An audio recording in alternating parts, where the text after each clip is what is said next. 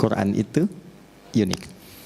Orang-orang yang mampu berinteraksi dengan Quran secara baik, entah itu sekedar membacanya, memahaminya, atau menghafalkannya, maka yang pertama Allah deklarasikan dalam Al-Quran adalah ia mampu merubah kehidupan orang itu. Jadi kalau Anda, saya, kita dekat dengan Al-Quran, itu hal pertama yang Allah sampaikan, Al-Quran akan merubah hidup kita menjadi lebih baik. Itu yang dimaksud Quran surah 35 Fatir di ayat ke-32 di ujung ayatnya. Thumma awrathnal kitaba alladhina istafayna min ibadina faminhum zalimun li nafsi wa minhum muqtasid wa minhum sabiqun bil khairati biidznillah. Jadi orang-orang yang mendapatkan percikan kebahagiaan untuk mau berinteraksi dengan Al-Quran. Ya, interaksi itu dibagi 3 nanti. Ya, baik itu kita hanya sekedar ingin baca misalnya. Jadi kalau dalam sehari ada kilatan pada diri kita yang menuntun kita untuk mau baca Quran, itu mahal sekali. Itu anugerah paling mahal yang tidak bisa diusahakan, itu pemberian. Maka kalau dalam sehari terfikir misal, saya pengen baca Quran, itu cepat ambil. Karena itu kasih Allah yang tidak diberikan pada setiap hamba. Karena kalimat Qurannya, Thumma awrathnal kitaba alladhina istafayna min ibadina. Aku pilih dari kalangan hamba-hamba aku tertentu, yang diantara mereka diberikan dorongan agar mau berinteraksi dengan Al-Quran. Baca. Atau misal, tidak baca, tapi pengen tahu artinya. Ya, saya belum tahu nih ad-duha ini artinya apa. Terus kita buka terjemahan, buka tafsir ringan, lalu kita baca itu. Itu pun anugerah. Ya, itu anugerah. Atau saya ingin menghafal, itu juga anugerah. Nah, apa ciri seseorang mendapatkan keberhasilan dari hasil interaksinya dengan Al-Quran? Saya pengen baca Quran hari ini, lantas saya bawa mushaf, saya baca. Setelah selesai baca itu, apa ciri dia berhasil melewati bacaannya? Apa ciri dia berhasil melewati kajiannya? Apa ciri dia berhasil melewati hafalannya? Yang pertama kata Allah, perhatikan baik-baik kalimatnya, wa minhum sabiqum bil khairati biidznillah. Dia akan mendapat percikan kebaikan dari Al-Quran yang merubah dirinya. Nah, ini ada tahapan. 1, Allah berikan ketenangan dulu. Jadi kalau teman-teman membaca Quran dan itu melahirkan ketenangan, kelapangan dalam hati, itu ciri anugerah pertama yang Allah berikan pada kita. Jadi kalau baca Quran pertama kali itu, jangan harap bertambah harta. Kalau bertambah harta, kerja. Ya, oke. Baik.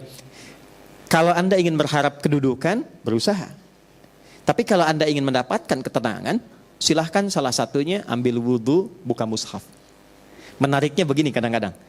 Kadang saat kita punya masalah, lalu kita buka mushaf. Menariknya kadang-kadang saat dibuka acak itu, kok ayatnya sesuai dengan apa yang sedang kita rasakan. Nah, itu bisa begitu. Nah, itu hanya Al-Quran. Anda boleh buka bacaan apa saja. Tidak ada sifat yang sama dengan Al-Quran. Karena itu baru dibuka, belum dibaca, baru lihat, itu sudah merasakan getaran tertentu di jiwa. Nah, itu yang dimiliki Al-Quran. Itu yang dimaksud Quran surah ke-8 Al-Anfal di ayat yang kedua. Wa idza tuliyat 'alaihim ayatuhu zadathum imana wa 'ala rabbihim yatawakkalun. Jadi kalau kita ditampakkan Al-Quran, baru lihat, dibacakan atau kita baca, ada getaran tersendiri dalam hati yang membuat kita merasa lebih nyaman dan dekat dengan Allah. 2, saya agak cepat ya. Karena ini ada santri di sini, saya penting ingatkan dan termasuk kita. Quran semakin diinteraksikan, setelah mendapatkan ketenangan, Quran merubah kita menjadi lebih baik. Jadi maaf ya, adik-adikku yang di musyawarah ini yang belajar Quran, bukan berapa banyak yang Anda hafalkan. Kalau cuma mau hafal Quran gampang. Saya di Tripoli, itu kalau sedang dialog lintas agama, itu beberapa partner dialog itu non-muslim hafal Quran. Ada yang hafal. Jadi kalau sekedar hafal gampang. Saya punya burung beo, ya. Sekarang sudah mati, tapi saya yakin matinya husnul khotimah ya. Hari Jumat dia. Ya, dia meninggal hari Jumat setelah mengetahui Allahu Akbar, hafal, dan telah hafal ayat pertama surah Al-Ikhlas, dan dia menyapa setiap orang dengan salam. Dan saya beri nama dia Suneo. Ya. Karena suka nengokin orang. Setiap orang datang, Assalamualaikum, Assalamualaikum, katanya. Allahu Akbar, Allahu Akbar. Makanya saya sering sedih kalau ingat Suneo itu. Jadi saya sering berkata pada diri saya kalau lewat kandangnya, ini kamu tidak dihisab, tapi sudah kenal Allah. Banyak orang-orang yang terancam dengan hisab, dia belum kenal Allah. Kamu tidak dihisab, tapi kamu bisa sapa orang dengan salam. Ada orang yang bahkan mengatakan sudah beriman, tapi dia belum mampu menyapa orang lain dengan salam. Nah, itu poin besarnya. Jadi kalau sekedar hafal, hewan pun bisa hafal. Tapi hafalan hewan itu tetap tidak merubah dia menjadi lebih baik. Ya, buktinya Suneo kalau pipis sembarangan tuh. Baik. Nah, maka teman-teman santri ya, ingat baik-baik. Semakin banyak yang dihafal, semakin merubah diri Anda lebih baik. Ya.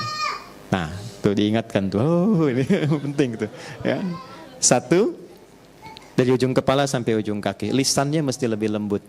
Quran itu punya ciri khas. Kalau semakin dekat dengan Quran, semakin lembut pribadi kita. Ya. Dan itu auranya beda. Teman-teman kalau lihat Habib Umar lain kan ya? Ya. Habib Umar itu rahasia besarnya nggak pernah lepas dengan Quran. Jadi kalau safar dari Yaman ke sini, ya, itu di pesawat itu baru tidur kalau sudah lepas itu dengan Quran, tidur itu masih nempel Qurannya itu. Jadi nggak ada waktu satu pun kecuali dekat dengan Quran. Tempatnya sekarang bukan di tempat biasa, bukan di hotel, tapi di rumah Quran.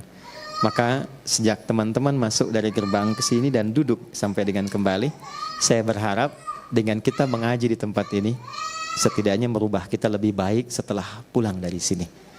Ya, nah, tak cukup dengan amin ya, nanti kita praktekkan tuh. Jadi begitu keluar, lisannya mesti lebih baik. Saya tidak pernah mengajarkan Anda untuk mencela orang. Ya, betapapun teman kita, kawan kita belum beriman.